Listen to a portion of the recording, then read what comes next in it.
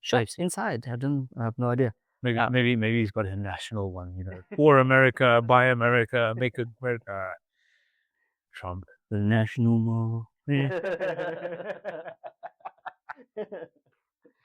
Sideline report, will you go to the crew? Touchdowns and tackles, we give you the view. Huddle up, football fans, this show's for you. From the pregame hype to the final whistle, true. Hey, what's up, guys? Welcome back to the AM Sideline Report. I'm your co-host, Marcus, and with me, as always, Arnold. Yeah. How's things going, bro? How's your week been? Yeah, Keeping it always. Yeah, keeping it real. But that's what you got to do, man. Is keep it real. The funny thing is, like, keeping it real. Something that I noticed recently. Well, it's not really keeping it real. It's kind of weird for me. But do you know that Donald Trump has been getting into American football lately? Oh boy. Alright. I had no idea. Are you going there? He's making football great again. Isn't he making everything great again? Yeah, because I was busy checking out the news, NFL and that, and two news topics popped up to me.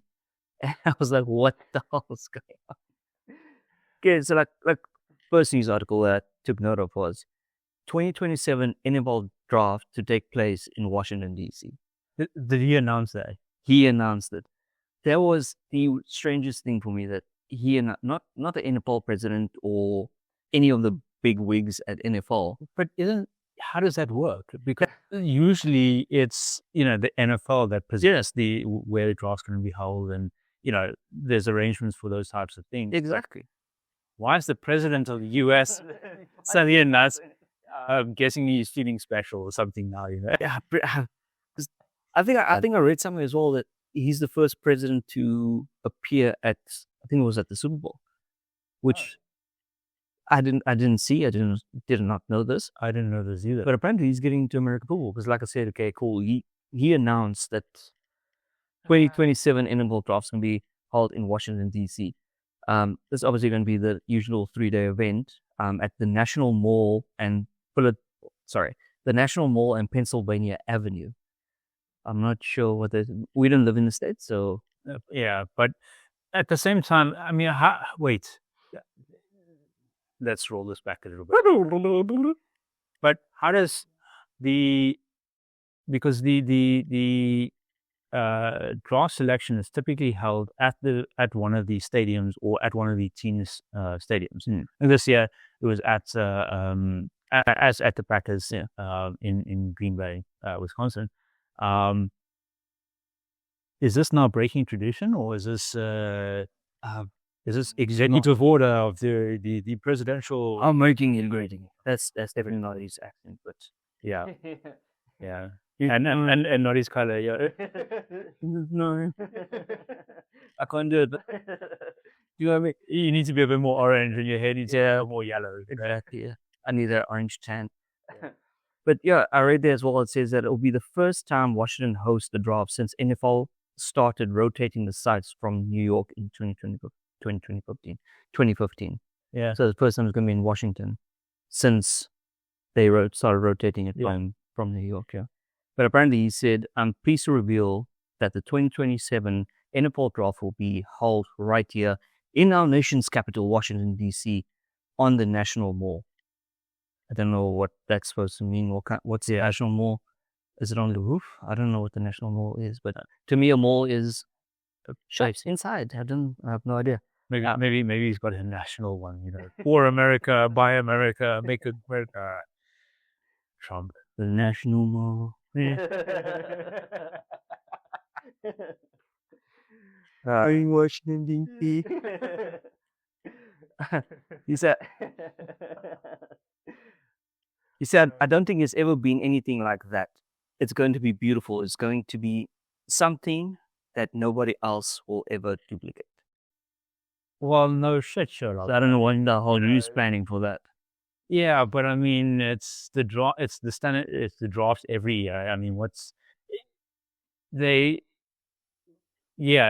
clearly not going to be duplicated because no presidential, no president or the administrative oversight of the country gets involved in, Yeah. NFL. Just let it be, man. Like, let it be. Just leave something. And leave something for everyone else. Exactly. But yeah, I don't know. Huh? yeah, this is. But another thing, like I said, I don't know since when he's gone into American football.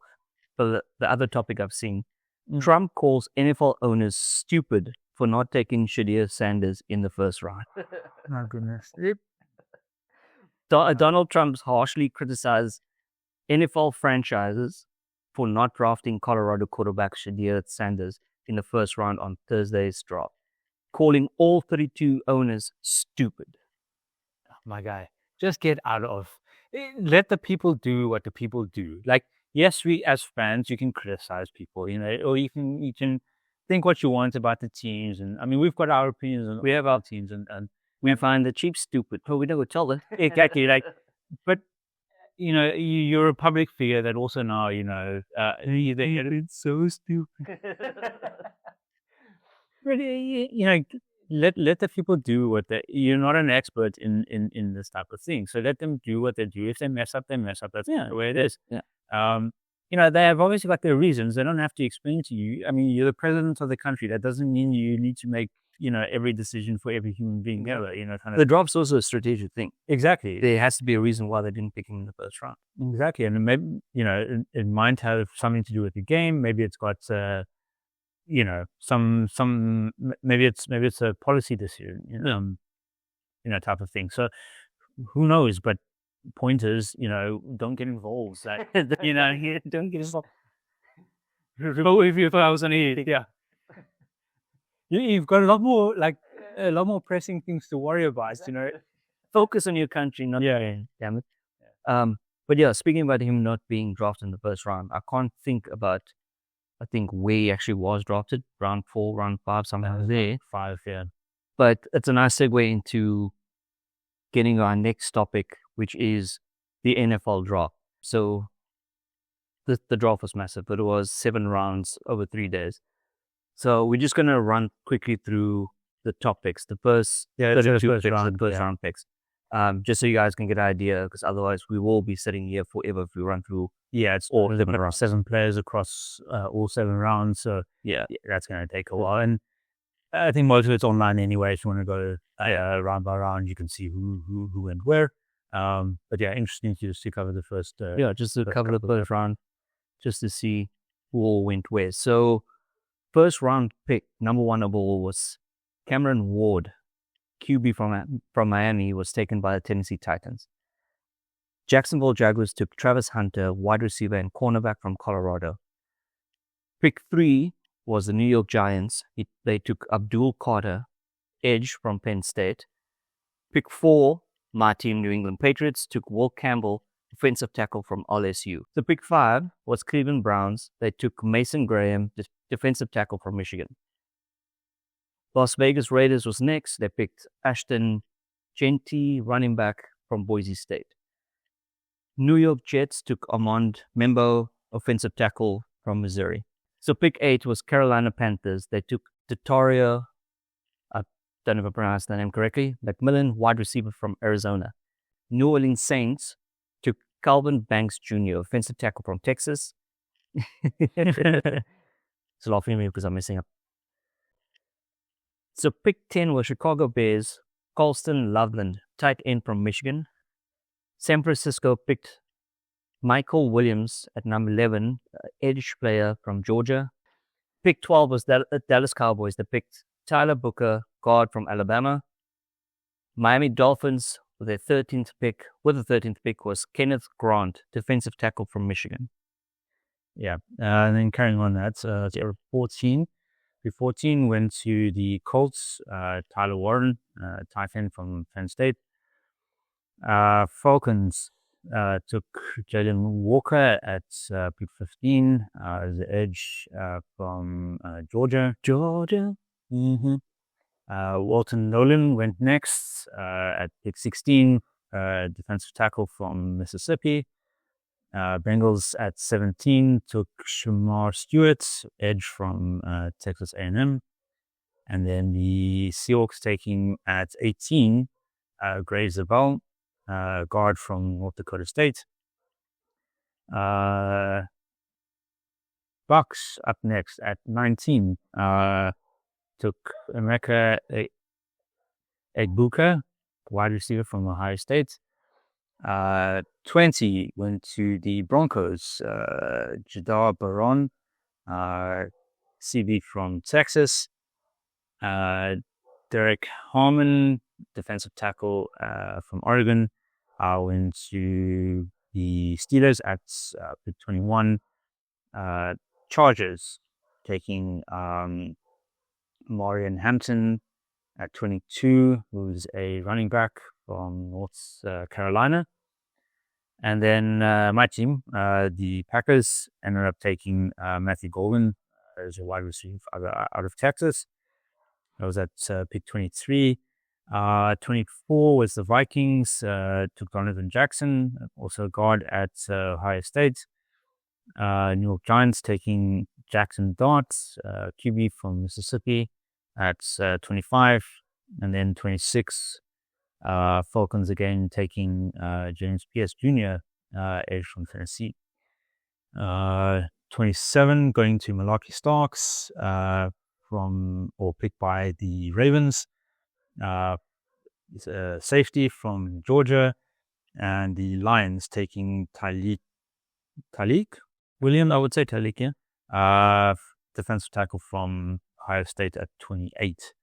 And then the last 4 picks for round 1, we had Josh Connolly Jr. Taken by Washington. Josh being from Oregon as offensive tackle. And the Bulls then taking Maxwell Hairston. CB from cornerback from Kentucky at pick 30.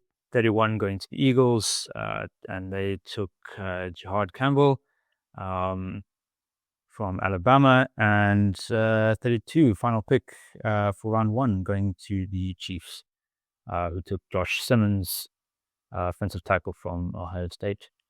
That's a good first round. Yeah. But yeah, like I said, if we had to sit here and read all 7 rounds, it would take forever. So if you guys want to see the rest, round 2 to round 7, please go check it up online. I'll add a link down in the description. You guys can go take a look at all of the picks, because there's a lot of them. Like I said, it was 257 or something. Yeah, 257 players in the draft. Yeah, that's a lot, man. Yeah. But yeah, I mean, I think it bodes well for some of the teams. I mean, I still have. Look, I mean, the others are out, or they've released what they think. As I said earlier, I've still got my opinions. I know there's a lot of hype around Cam Ward being taken at number 1, for instance, the cornerback going to the Titans.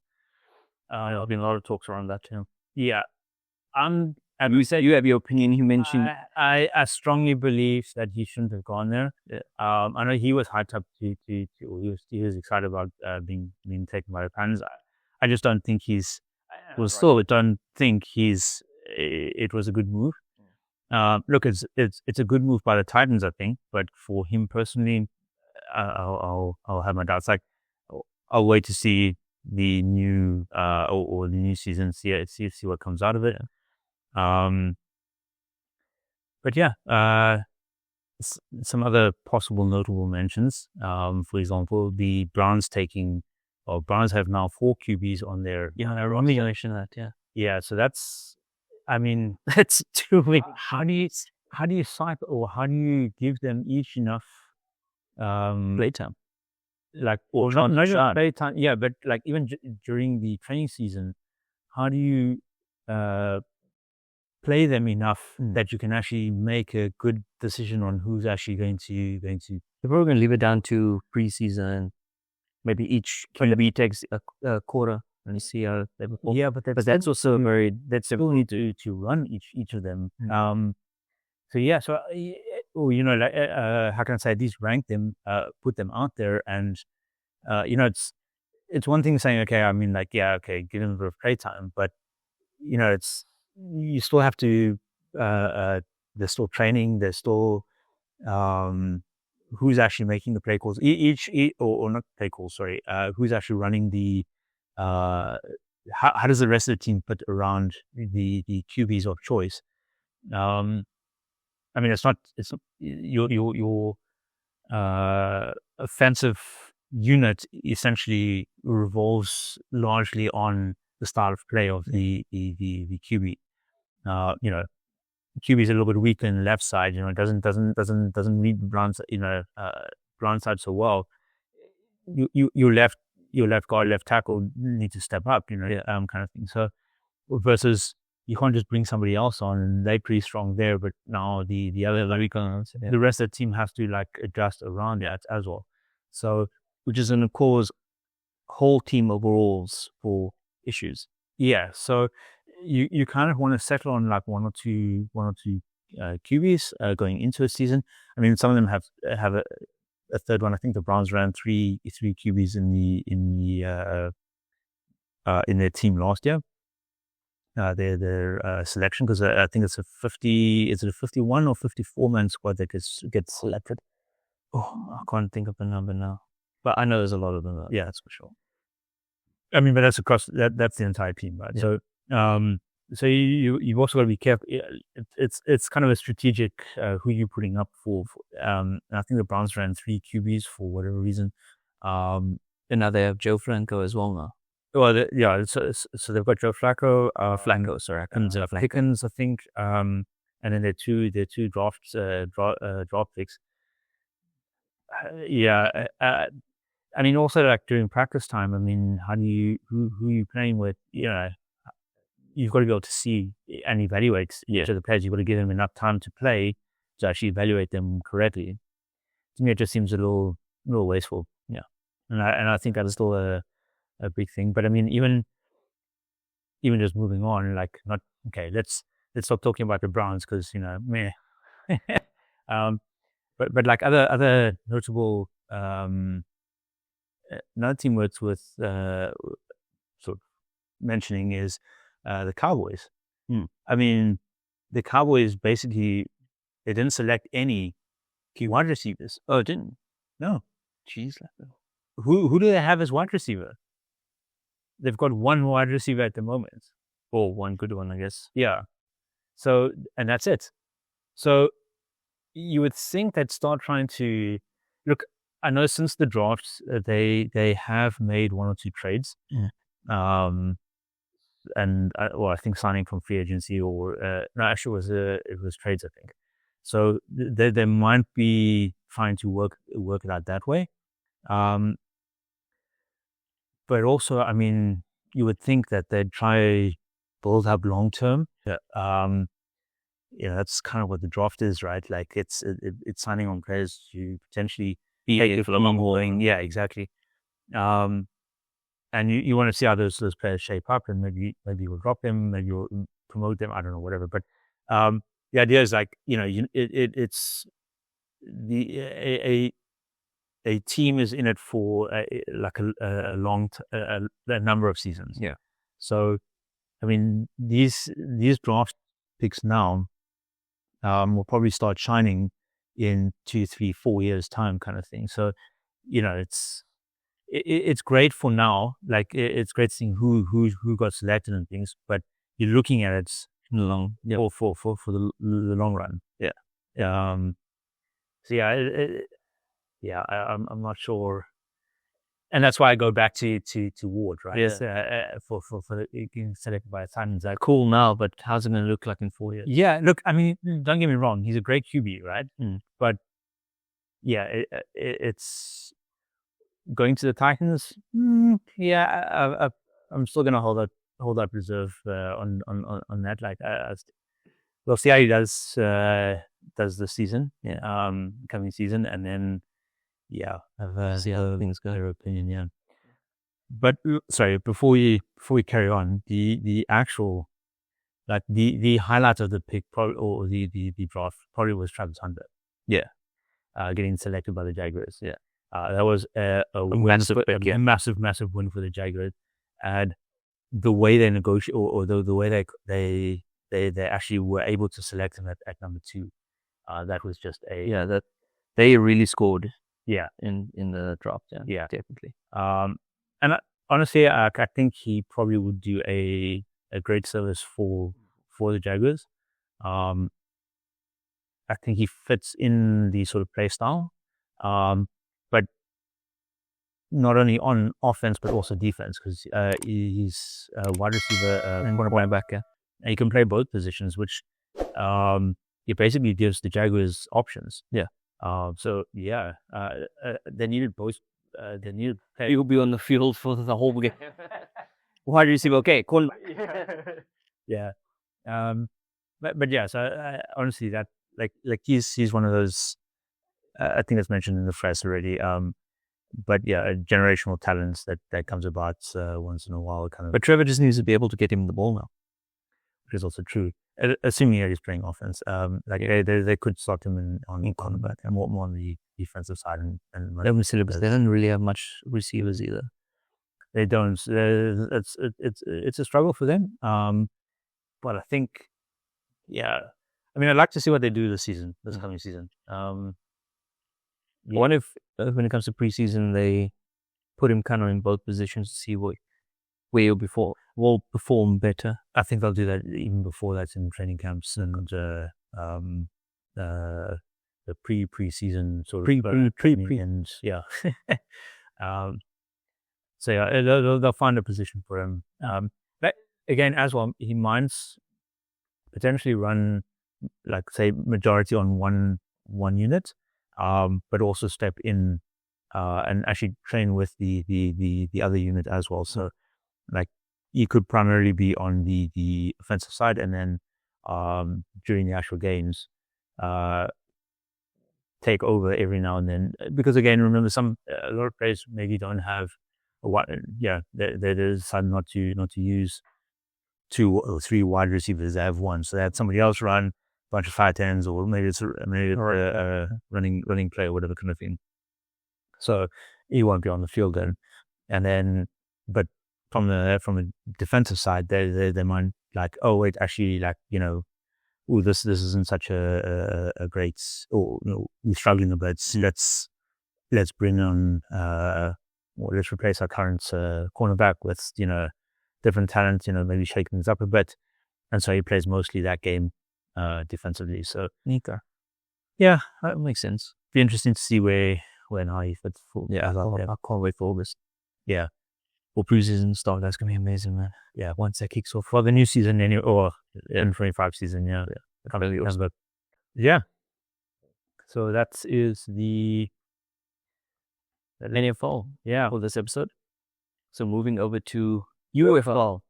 Okay, cool. So I have one news topic to bring up for UFL, which is UFL suspends Panthers player Samson Nacua.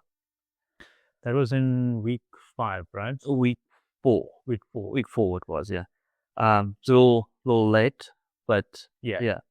So Michigan Panthers wide receiver Samson Nacua had one game suspension and community service after he slapped a fan during an altercation following week 5. So yeah, you were right. Yeah. Week 5's 32-27 loss to St. Louis Battlehawks. So he missed out on week 6 game against DC Defenders. Yeah, that's just unnecessary. Yeah, like don't slap a fan. Yeah, I mean they made the effort to come out and support you guys. Yeah, I mean this is professional football. You get paid to play. Like, have a bit of. It's not slap a coworker there or something. Yeah.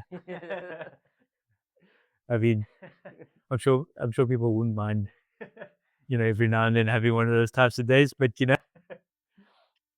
but then go take it out on the rest of your teammates. Yeah, so, make a teammate or something. Yeah, and get suspended for that. And okay, that's key. And then you can let them slap you back. That's how it works. You get the frustrations out on each other. Don't slap a fan, guys. Come on. Yeah, that's unnecessary. That's just completely unnecessary. Yeah. So that was just one news topic that I brought up now. But moving over to game coverage. Yeah. So we're gonna cover week 5 and 6. Yeah, because we missed week 5. All right. Yeah. So I'll cover week 5. You can cover week 6. So week 5 was Memphis Showboats versus the Birmingham Stallions.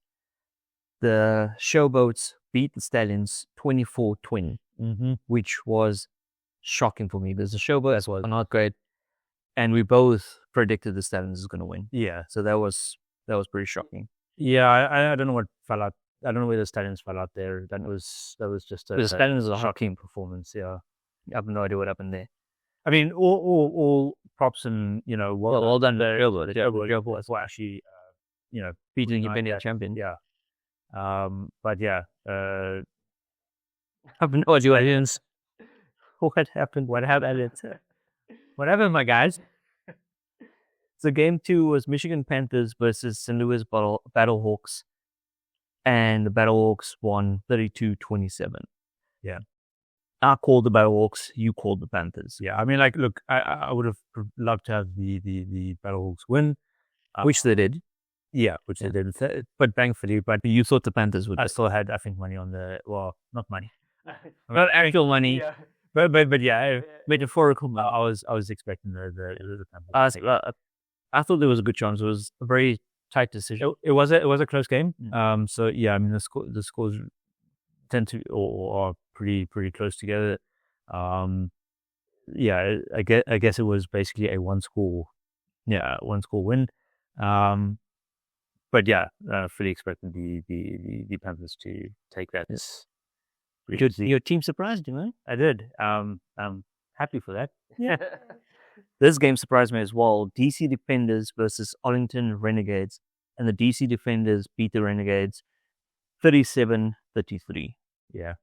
I said obviously Defenders is going to win, but you're a fan as well. Yeah, I'm a fan of the Defenders, but deep down I thought Renegades would take it. You said Renegades wouldn't take it. Yeah, but so that was. I was expecting the Renegades to take it. Yeah, I guess I lost that one too. So, but Defenders pulled something out of their butts, man. Yeah, but again, also, so it was a one-score game. I mean, like, yeah, it was a tight game as well. Yeah. What's that? 4 points off. Yeah, 37-33. Yeah, very tight game. Yeah, this one wasn't as tight. Houston Roughnecks versus San Antonio Brahmas. Roughnecks beat the Brahmas 27-3. Yeah, that was just shocking. Like, yeah, we both said the Brahmas. Yeah, yeah. I guess I got one out of those that week's predictions, but yeah. So don't listen. Apparently, I don't know what I'm talking about. But yeah, I guess moving on, week 6, right? All right. So week 6, the Battlehawks beating the Arlington Renegades 12-6. Memphis Showboats losing to the Houston Roughnecks 20-21. DC Defenders also losing to the Michigan Panthers 14-38. And the Brahmas losing to the Stallions 3-26. So Stallions regaining their lead again, or getting a win, 26-3 against the Brahmas. But when it comes to the predictions, you said Battlehawks, I said Renegades for the first game. Yeah, so you ended up winning that one. Yeah. We both said Showboats. We did not think that the Roughnecks is going to be. Yeah, but that was a really close game. I mean, 1 point difference. 1 point difference. Yeah. It was disgusting. Panthers beating Defenders. I said Defenders. You obviously said Panthers. Yeah, because you a hater. It's not a hate. It's hater. It's all right. Hater. Hey, listen. Yeah, I thought you actually liked supporting the underdog. Apparently, the Defenders are the top. I picked DC Defenders because that's the closest team to the Boston area. Yeah. Where the rest of my teams are. So I went DC Defenders. I couldn't help. First season they were banging. Second season they were the underdogs. So. And their season, they lost now 2 games. They were 3-0. Now they're 4-2. Yeah. Okay. And then Stallions as well. We both said they 5-2, I think, if I'm not mistaken, isn't it? That's week 6. So it's only 4-2. 4-2. Oh yeah. Okay. All right. Fair enough. But cool beans. Moving over to week 7's predictions. So DC Defenders versus San Antonio Brahmas. Mm-hmm. Obviously, I said DC Defenders because we did lose against them in week 4. So I think we're going to have some sort of comeback. Yeah. And let me guess, you said Brahmas. No, I actually took. Oh, wow. I'm actually going with defenders this time. Why is that shocking, right? Oh, my word. No, but the Brahmas for me are kind of not performing as what I would have liked them to. And yes, admittedly, the defenders are actually doing what they look like they're supposed to be doing on paper to play. So yeah, so it's for me, defenders. I'll take defenders as well as for that game. Then game 2 is Michigan Panthers versus Arlington Renegades. I said the Panthers. Yeah, I'll agree with that. Panthers is currently on fire. Renegades, I would have said Renegades a couple of weeks ago. Renegades aren't doing quite bad. I think they're 3-3 at the moment.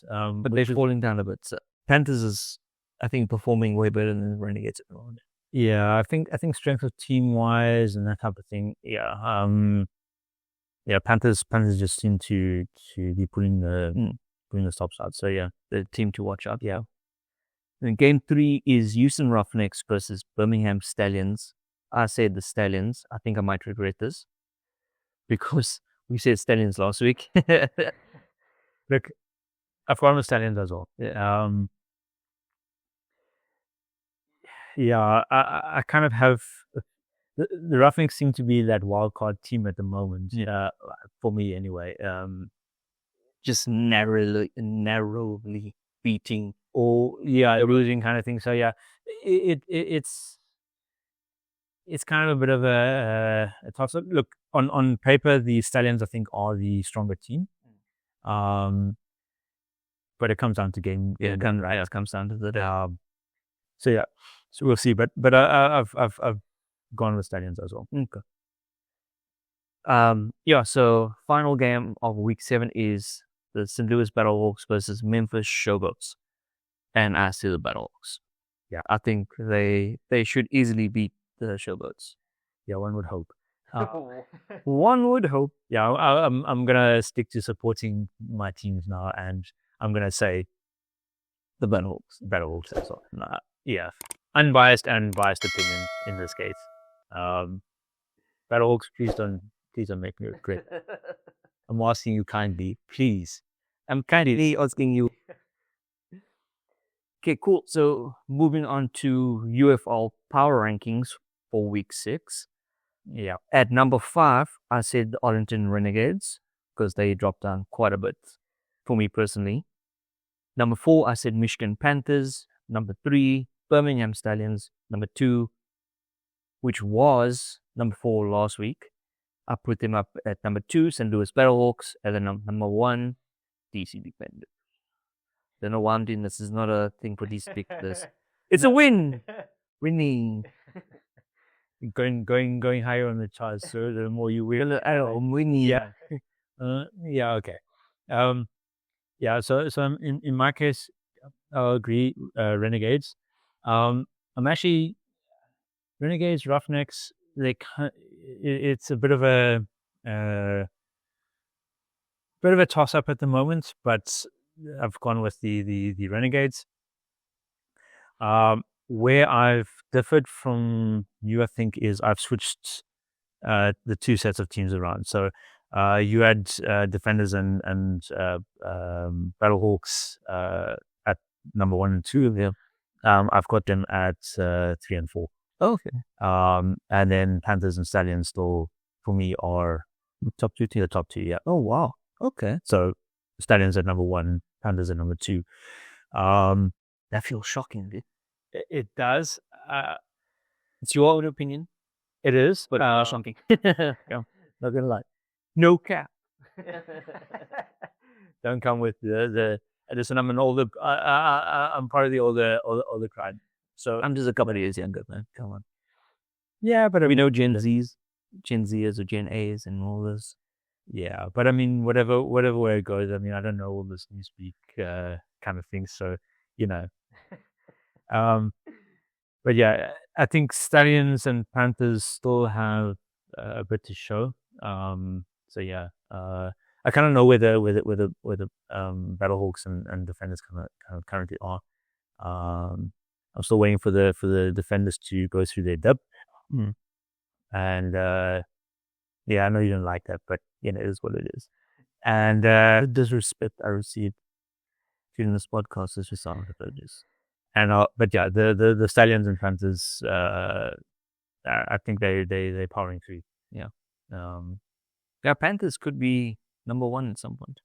Yeah, the way they're performing in the moment, that's see how it goes. And we almost halfway, or we passed halfway mark of the season. Yeah.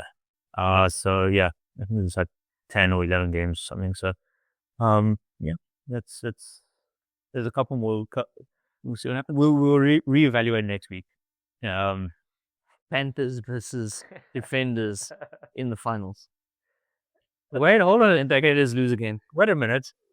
You missed, I guess, by Defenders you meant Battlehawks. No. Yes. Why the Battlehawks? Why wouldn't they be then? Because hashtag sucks. Yeah, it sucks to be the Defenders. Right, should we do the UFL? The Sideline Awards for UFL. Yeah, cool. You can. All right, so yeah, let me kick that off. So, MVP of the week went to Bryce Perkins, the QB from Michigan Panthers. Bryce this is his third UFL Offensive Player of the Week, and on it, second MVP of the week for SAAFL Awards. Yeah, this is actually our second award term. Yeah. So why he got that? He gave a commanding performance in the game. He led the Panthers to 38-14 victory, as we just mentioned, against the Defenders. 188 yards, 2 touchdowns, 76 rushing yards, and one of the touchdowns was a rushing touchdown as well. So yeah, definitely. Yeah, scored 3 touchdowns overall. Yeah. There's 2 passing touchdowns and one. Yeah, so one run and 5 apologies. Yeah, so two. Yeah, the 2 passing touchdowns and the rushing touchdown as well. The dudes. That's what I say. Panthers can be number one at some point. Yeah, this Perkins dude, Bryce Perkins. He's performing nicely, bro. But that's also why I said Panthers for me are higher than the Battlehawks and the Defenders at the moment. Along with Stallions of Awards. That's fair. I understand that. Cool beans. Coach of the week, Curtis Johnson from the Houston Roughnecks. So Coach Curtis Johnson guided the Houston Roughnecks to a narrow 21-20 victory over the Memphis Showboats, as we mentioned a few minutes ago. A pivotal moment came when the defense forced a stripe sack leading to a 40-yard touchdown. Fumble, return, touchdown. Strip sack. What'd I say? Stripe sack. Close enough. Slightly different, but one's got E, one doesn't. Stripe sack. Oh man. So if you want to know what a strip sack is I don't know what a stripe sack is, but it's a sack. It's a sack that you brought on the field, and it's got like a little stripe. Oh, embarrassing. Okay, I feel so embarrassed right now. As you should.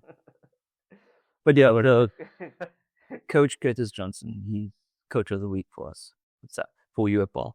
Yeah. And then moving on to the game of the week. It's the same game you just mentioned, the Roughnecks versus the Showboats. With the Roughnecks taking that 21-20. Very, very close game. There was multiple lead changes and that ended up being a really tight game at the end. Very dramatic finish, no spoilers, but hashtag. No spoilers already mentioned. Yeah, okay, I suppose the score, but dramatic finishes, go watch the game kind of thing. Only 120. Yeah. Roughnecks defense delivered a game-changing play. As you mentioned, the strip sack, not stripe sack, strip sack. And 40-yard fumble return touchdown. There was multiple pivotal moments in the game that definitely one to watch. That was a good game. 100%. But cool beans. Now moving over to as we always say, this beautiful league in South Africa, SAAFL. SAAFL. Yeah, SAAFL. Okay, so a news topic for SAAFL I'd like to bring up. SAAFL's actually doing some training camps at the moment. Well, not at the moment, sorry. They're going to be doing some training camps. At the end of the SAAFL season that is happening now, the SAAFL will be hosting training camps in different provinces to select players to represent South Africa in a game against the Baltimore Rams, which is a little local team in the States, obviously in Baltimore. So more details will follow. You'll get some details from us as well. But I highly recommend go follow SAAFL and follow Gridiron South Africa. We will put their handles, their Twitter handles, Facebook handles, things like that on the screen. Go follow them. They will provide you with more details at the end of the day. At the end of the page. Yeah, it's going to be somewhere. Yeah. Or there. Somewhere there. Somewhere. But yeah, that's one of the news topics that we should bring up for SAAFL. Yeah, I mean, look, that's pretty exciting. I can't wait. It is. And I say this as, I mean, you know, hosting training camps. I mean, there's a lot of coordination, a lot of work that goes into that. But yeah, I mean, this is an international team that's coming down. It might be local in the States, but the point is we're actually getting exposure now in South Africa to the sort of international play styles. These guys grow up playing football. Some of our guys is only starting now with like 40. Yeah, exactly.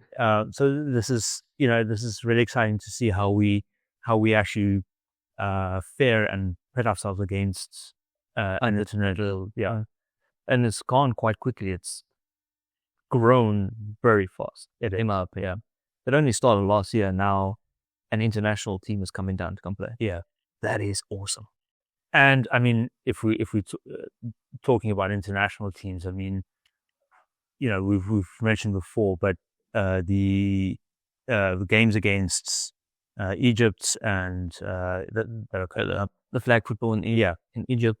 There's also the 2020 Olympic Games that they're getting teams ready for as well. Exactly. Yeah. So I mean, you know, this isn't an American sport anymore. This is not just America. Yeah, it's a global. It's now a global sport, and a lot. It makes me so happy. Yeah. Brings joy to my life. Okay, calm down. We're talking about happy in the right way. Excited. What kind of happy you talking? Your mind goes to the gutter when you hear certain things, you know, like you're so nasty. Mm-hmm. But yeah, so there was some news topics for SAAFL. But moving over to game coverage. So last week, Sunday, the 4th of May, there was week 5. That was round 5 games. Yeah. So the first game was Harlequins versus the Knights, the Ball Knights. And the Harlequins beat Ball Knights 26. I said the Harlequins is going to win. I had a feeling they're going to win. You went with the Knights. But that's my guys, come on. But like it's whatever. like what I said when we did the predictions for this round. I said the Harlequins has been on a losing streak. Yeah. And they're going to want to come back hard and prove themselves. And 26. Yeah, a nice win. I think it was an interesting game. We'll get Harlequins. I think we'll get more to it when we get to the awards. I think that's one of the games that we do mention. But yeah, you know, come on, my guys. The Ball Knights. I've got faith in you. Come on.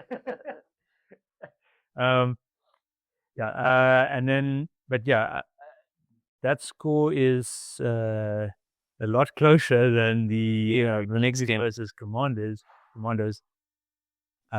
Kings beating the Commanders 88-0. Yeah, that was didn't score anything. That was rough. That's the highest scoring game of the season. Yeah, 88-0. I think after that was 82-6, 82-8, somewhere around there. That was against the 86-8 or something. Battlehawks. Or 86, yeah. 86-8, yeah, that's a Battlehawks. So this one is by far the biggest win for the Kings. Yeah. Because the Commanders has been on fire as well. Yeah, I personally felt that they were improving a lot week on week kind of thing. And I was really hoping that like it would be there was a really close game for the Kings. Like it was, they were going to be on, push the Kings and like make the Kings may work for it a bit. Yeah, exactly. Yeah, and maybe doubt like, oh wait, maybe we're not the best. Maybe these guys are catching up, kind of thing. But something must have And gone then wrong. hashtag sad base. Hashtag sad face. But we both said the Kings was going to win. We did. The Kings are on fire. We both knew they were going to win. We just didn't expect the score at the end of the day. Yeah, it was a surprise. Yeah, right, Pikachu. Not that. Okay, yeah. All right. Wrong suggestion, right? Whatever. Okay. Still surprised, but yeah. Yeah. So you've obviously got. I suppose we need to. There are games being played this week, right? Not this week. There's games being played on the 18th of May. Ah, yes. Okay. Yeah. That'll be round 7. Yeah, round 6. Round 6. Yeah, that was round 1. Where's my head at? Oh, no, round 6. So if you guys are in the Pretoria area, they will be playing at Grizzlies Rugby Club. Yeah. So highly recommend you guys, if you guys are in the Pretoria area, go watch the games, go support the boys. It will be the Sunday, 18th of May. Sorry. There'll be a game at 10 o'clock and at 12 o'clock. Go check out. Go support the boys. It's a lot of fun. Yeah, I mean, if you're curious about American football at all, you're in the area, go check it out. See what it's about, how it works.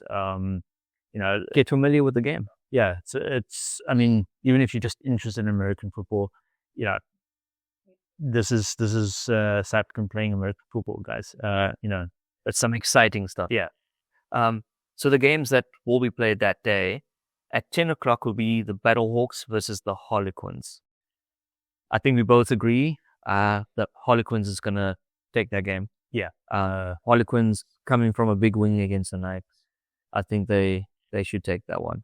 Yeah, I kind of like their gameplay over the Battlehawks at the moment. So, yeah. Do you have anything?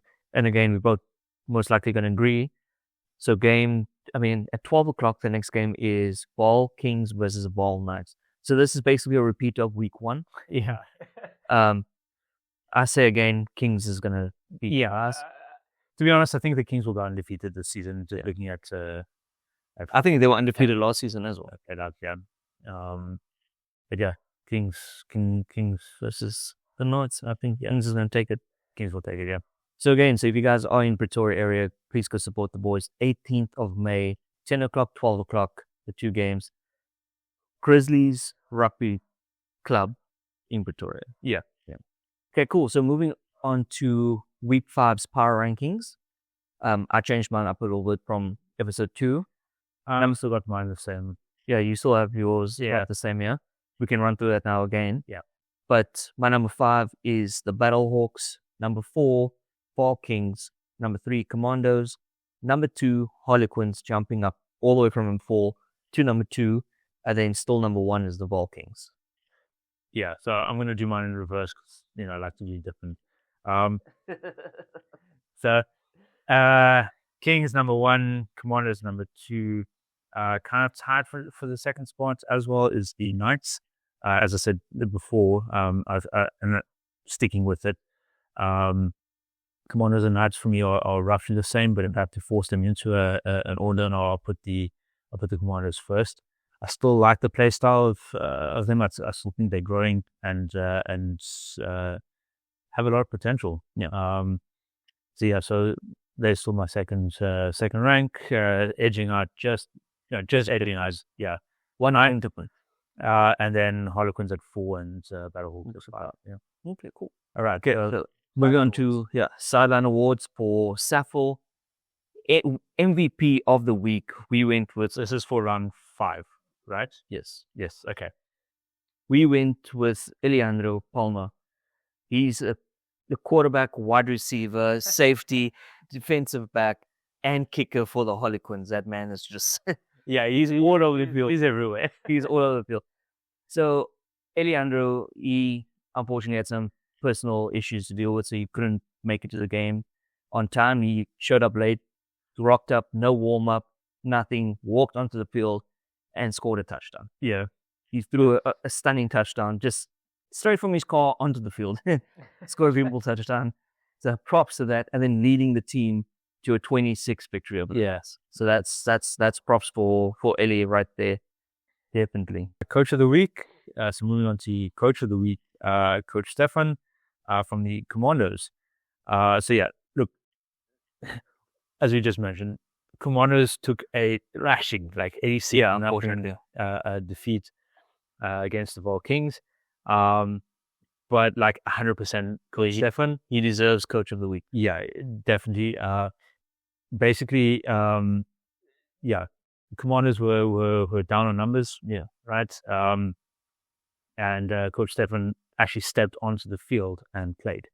He didn't just sit on the sidelines. He said, "Fine, I'll do it myself." Thanos, and he just got onto that field and just banged it out of the ball with the boys. Yeah. So props to that as well. Then. Yeah, I mean, they definitely really needed it, and and that's fantastic stuff. But yeah. So game of the week, we definitely 100% had to give it to the Vol Kings versus Commandos. Yeah. No disrespect to the Commanders, but the Vol Kings absolutely just destroyed them 88-0. It's an unfortunate loss for the Commanders, but yeah, the Kings deserve it. They did very, very well in that game. So yeah, look, I mean, it sucks being down on numbers, and doing what you can do, and not Coach Steven jumping out of the field. Yeah, trying what you can. But I mean, honestly, at the end of the day, the victory belonged to the Kings.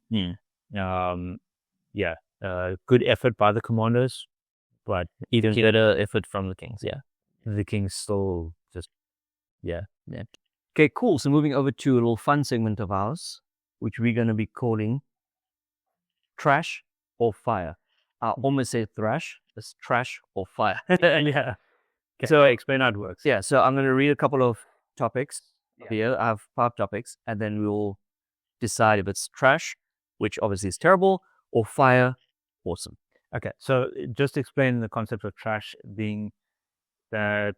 Does that refer to trash is bad, fire good? Yeah. Okay. I get it, but I mean, is it that the perspective of the your thoughts? If your thoughts is bad against the topic, okay, or if you like the topic, okay, then it's fire. All right, let's get into it. Yeah, we can see how. Okay, cool. So the first one, NFL's global expansion plans for 2025. So we mentioned about this before. We spoke about it in, I think, episode 1. But the NFL's planning on expanding, all over. Still not in South Africa yet, unfortunately. But come on, guys. But they move into countries like Spain, Brazil, which has already been at, Mexico, the UK, Ireland, Germany, and then there's going to be regular season games in 2026 in Melbourne, Australia. I thought it was this year. Yeah, but because I also mentioned episode 1 is this year, but apparently it's last episode. It was the last episode. Yeah. I mentioned before it's in Australia, but apparently it's only 2026. So they are expanding to a number of countries. Well, like we said, Brazil's already been there, UK. They started the 2024 season in the first game was in Brazil. And obviously we're not Jaguars' second home is basically in Europe. And I think for the last 2-3 seasons they've played at least one game in Europe. More under that. It's been getting so it was the UK, I think, initially, and then last season I think they played in Germany as well. So it's definitely so it's expanding, like I said, is Spain, Brazil, Mexico, UK, Ireland, Germany, and then Australia 2026. And in Australia, the LA Rams is going to have their home base there. Okay, like Jaguars in London, LA Rams that side. So is this topic trash for you or fire? Is it bad or good? For me, it's fire. It's awesome. Look, I honestly, I mean, one can talk about marketing and that type of thing, and getting new users in, like, or expanding the reach of the thing, and you can go into all the nitty gritty of like it's a money thing and whatever. But honestly, I mean, for the sport in general, ignoring all of that type of thing, for the sports in general. There's so many people interested in it, and why not? Is that So Bring to South Africa, man. yeah, South Africa. The problem with South Africa is we're kind of on the We're both sitting like this now. the arse end of the world.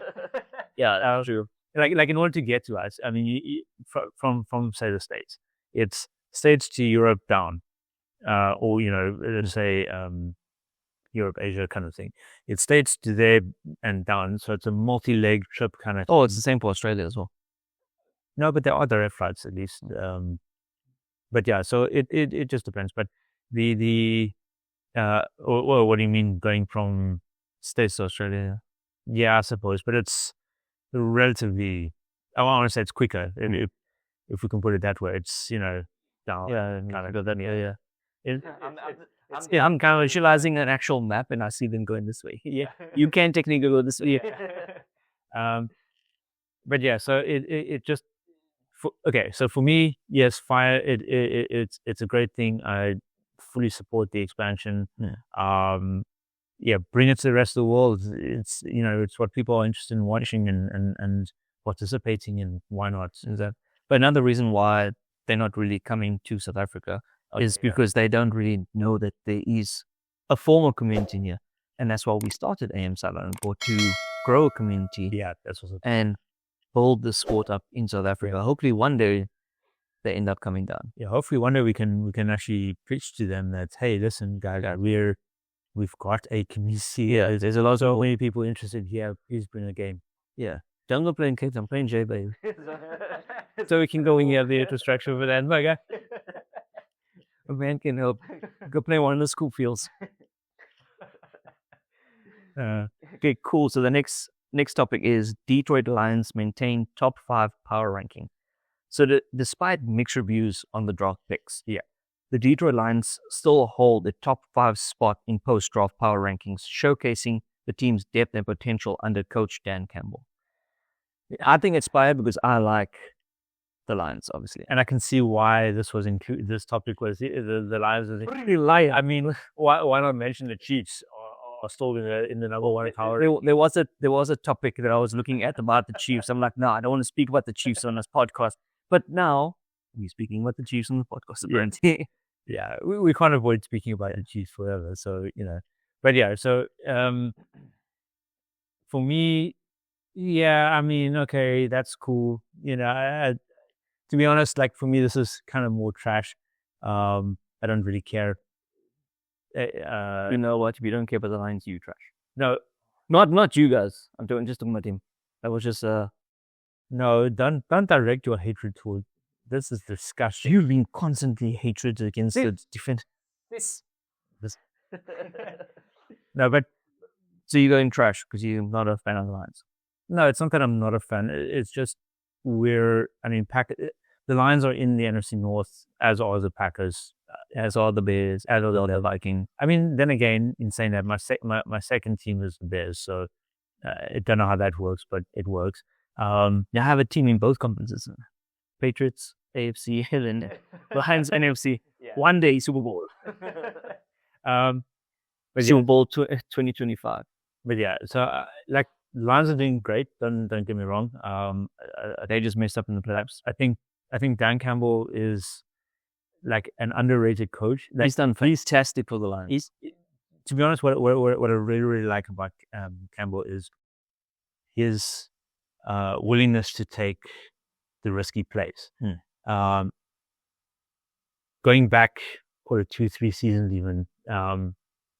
I'm trying to think when it started, when I noticed it for the first time. But 4th down conversions, 4th down doesn't punt. Yeah, like it'll be like, yeah, let's see how this goes, And I was like, yeah, but like the confidence that he has in his players to like, yes, it's a risky play, but yes, I think you can still pull it off. Yeah. Even if they don't, it's like, okay, we messed up. Yeah, we messed up. How can we do better? Yeah. And then the next time, like again, you'll run the play, like and you're like, no, he's brilliant, man. Yeah.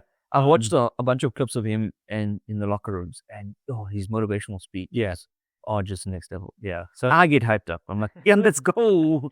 Yeah. So yes, in all honesty, the general concept, yeah, I mean, great, good for the Lions. Campbell's for me a fantastic coach. I really like his the way he coaches. But yeah, I mean, you don't get Lions making it to the top or still in the top 5 power ranking. Meh, whatever. Yeah, just I'm just gonna sit here and drink my drink. Yeah, the next topic, moving from NFL, the UFL topic is UFL faces low viewerships in opening weeks. That to me sucks, because it says UFL's opening week in 2025 recorded the lowest viewership for a spring football league's debut. Yeah, it's look, I mean, to me that for me now is trash, because I would want the viewerships up. Obviously, I want guys to get into the games. Yeah, leagues. Let's say it's disappointing for me, but at the same time, like, I think we have to also put things into perspective, right? You've got the NFL, which is sort of the biggest pro league in the States, and it's not just the season. I mean, we've got draft, we've got free agency, and we've got trades. It's very busy throughout the year. You've got training camp. Yeah, there's a lot of news still happening. I mean, I found out, like, for instance, Watson from the Packers wide receiver is still be out apparently until November. He's torn Achilles tendon or ACL or something. But yeah, he's gonna miss the first couple of weeks. Yeah, so I mean, whoopsies. Now we need a great thing that we drafted a wide receiver. I mean, maybe not the best wide receiver, but a great thing that that he's got one, right? So, things like that. But that's still news that's coming out. The competing for I want to say in terms of viewership and following kind of thing in the States, is the NCAA, right? Yeah, college football. League. I mean, that's arguably like a very close second to the NFL. Part of why the NFL started is basically pro players were compete, or the pros things were losing out to college football. That's called a viewership kind of thing. So like it's major events there. Watch some college football. It's easy. You'll see the intensity and whatnot that people bring to the games. That's kind of, I was gonna say, just as fans, that environment is just next level. Yeah. So you've already got those sort of big leagues, and they just spend September till February, like just watching back-to-back football, and UFL starts, like, we need a break. Yeah, and it's like it's great. This at least still football carrying on in the off season. Off season. Off season. Oh yeah, NFL off season. Yeah, but it kind of feels like a second contender, like it's like the cousin that nobody talks about. They exist, but it's like, we already dealt with all our other cousins. Once who doesn't talk. Sure, go sit in the corner, Dad. So I mean, it's great that there is the league. Not having the viewership. The trash part for me, or the are you saying trash? Yeah, I'd say it's not trash that they have low numbers, or I don't know, maybe I'm saying that. You can't say it's fire that they have low numbers. No, but it sucks that they have low numbers, right? And one would hope that they get up. I think they were always going to have lower numbers. I don't see it as something that's going to have viewership in the NFL or college football kind of range of viewership. The sucky part for me is that it got worse. Yeah. it's losing yeah. the viewership. But a lot of the UFL players actually go play for the NFL. Samson Nacua. There's definitely a crossover. Yeah. So I mean, some of the players, like, let's say, retire from the NFL and will go play down the UFL. Or they'll get discovered by the NFL from playing UFL. But Samson Nacua that was suspended now. Yeah. His brother plays for the Rams, if I remember correctly. So so there's definitely up and down crossover. Yeah. Okay, cool. Second last topic. Moving over to SAAFL now. SAAFL adding 2 new teams. As we mentioned in episode 2, they're adding the Centurion Tigers and the Tembisa Silverbacks. To me, that's big fire. Yeah, I mean, leagues expanding. We're definitely not gonna add. That's very Can I say that that's right? That's definitely fire. There's I mean, that's just amazing. Yeah, the more the better. And as mentioned earlier as well, I mean, like, the more teams participating, the more people that are aware of it. Even if it's just friends and family. Yeah. I still bring in their friends and family, which ends up growing and growing. Yeah. And so that's fantastic. And I mean, people all say, well, what do you do? Oh, I'll play football on the weekend. Oh no, what do you mean that? Yeah, American football. Oh, I know. Come check it out. Much, yeah. So yeah, definitely. That's a big part too. That's awesome. And then last topic, development of South African Flag Football League. Yeah, so the other version of SAAFL. The other SAAFL, this is the SAAFL. Yeah. So, like we said before in the previous episode, they're working on growing and promote flag football in South Africa ahead of the debut in 2028 Olympic Games. Mm-hmm. That to me is also a big fire. Yeah. Again, this is not everybody's going to play tackle, but just to bring that awareness to people, have a great day, arts, participate in team sports, whatever kind of thing. Go meet some new people, man. Exactly. Fun. Exactly, and it's low risk. Again, it's not tackle. Low risk, great reward. Exactly. So the fact that, and also having that that ability to go out, participate in the thing, and know that there's let's call it like a pro league kind of thing that you can actually grow into. Yeah. And with the expansion of American football in South Africa and flag football, let's call it more specifically, looking towards the Olympic Games kind of thing. I mean, you could start playing pro flag football kind of thing. Yeah. For those that are competitive and not, wanting to get Ina. Yeah. I don't want to Ina myself. Yeah. But I mean, let's also say that there's not a big difference. Okay, there's tackle, but there's nothing wrong with playing flag either.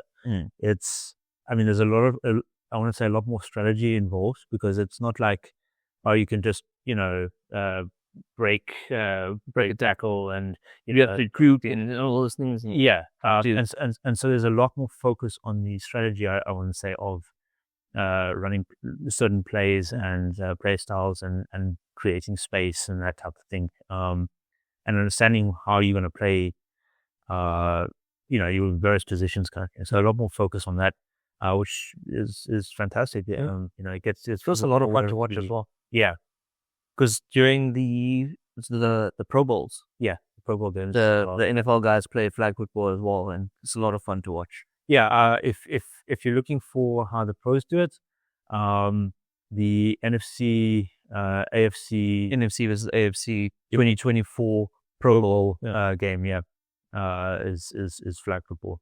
So it's a good way to get your eyes on it and get a feel for it, and then join the leagues, man. Yes, please. Please.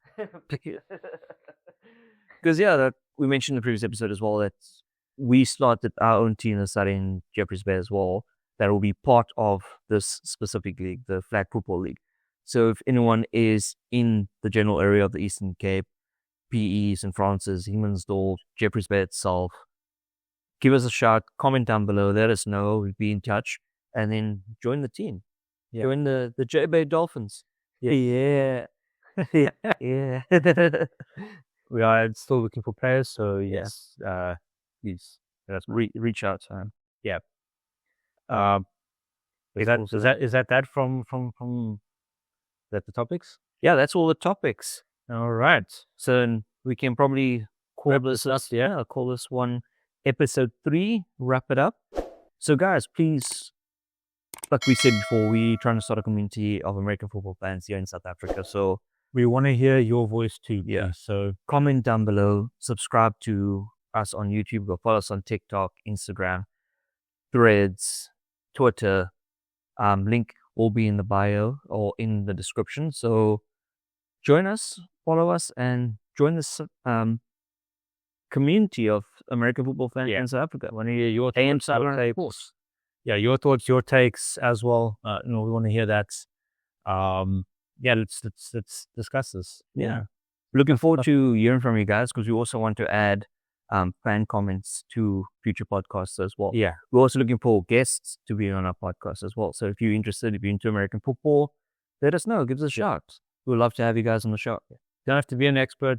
We're not experts either, so don't worry about it. So I guess we're done. Yeah, that's it for episode 3. Yeah. So then I guess we're gonna wrap up, and thanks for listening in, and we'll catch you next time from the sideline.